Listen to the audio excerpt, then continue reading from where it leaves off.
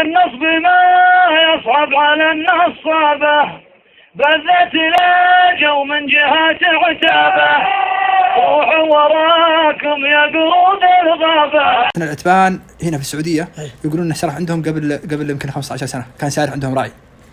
الكلام هذا صحيح السر ولا لا؟ لا والله الكلام ده كذب ما صحيح. ايوه والله العظيم ممكن يشغل العتبان كت يشغلون والله هو كلهم.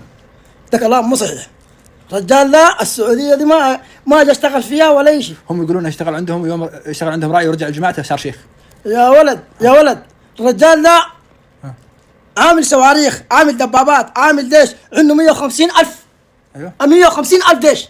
الرجال كان طلع من المتوسطة اشتغل في التجارة، من التجارة عمل دراهم. أنا قلت لك نقعد 4 غرف دولار. 4 غرف دولار.